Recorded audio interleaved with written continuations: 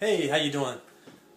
This is Thomas Stearns again, and if you saw my last video, we talked about being unstoppable. Well, this video is more about how to be unstoppable. And if you get a revelation of who you are and who you belong to in Christ Jesus, you will understand that now you will be able to become unstoppable.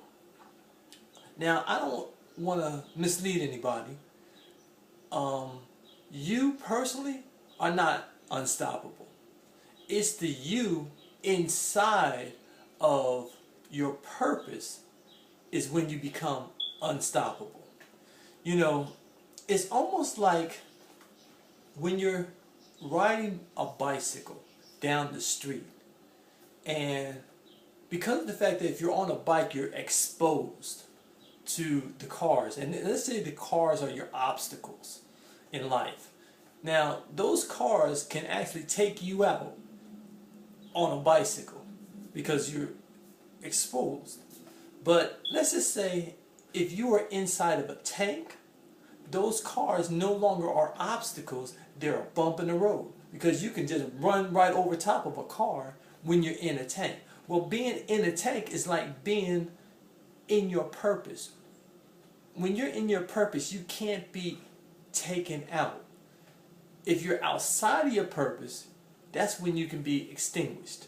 So you need to be in your purpose in order to be effective and to be able to consider yourself unstoppable.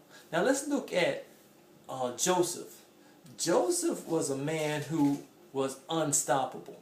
And the reason why is because, he went through a lot of problems in his life.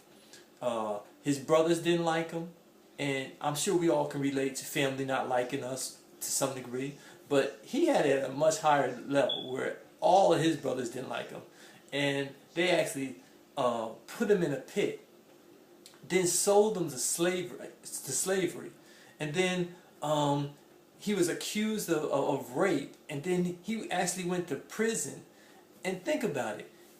This person, Joseph, who was in God's will, had all these bad things happen to him. Now, you wouldn't think a person who was in God's will would actually be in prison. But because of the fact that that was his will, God's will, we might not like his will, but his will be done. And he actually used him while he was in prison. And all the bad times that he had he was still being used by God.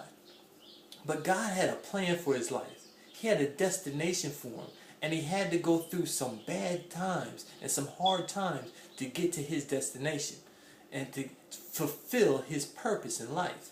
So you too can fulfill your purpose regardless if you're in a bad situation, regardless of where you are in life.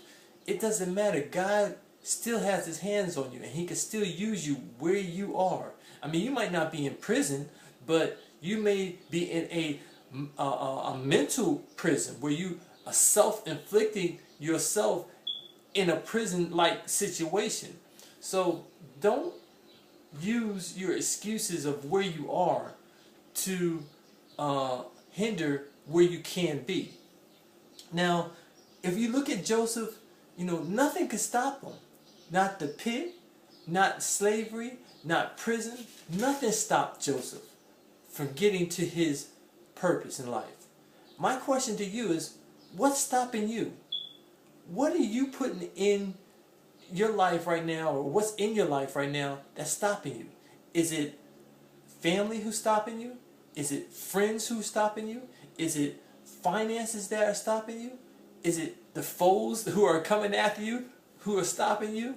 Don't let nothing stop you. Don't let your job stop you. Don't let depression, this recession, any lack of any kind stop you from getting to your purpose. You are unstoppable. Just like Joseph, he went from prison to the palace in just one day. You too can have a one day. Your one day is coming. No, scratch that. Your one day is here.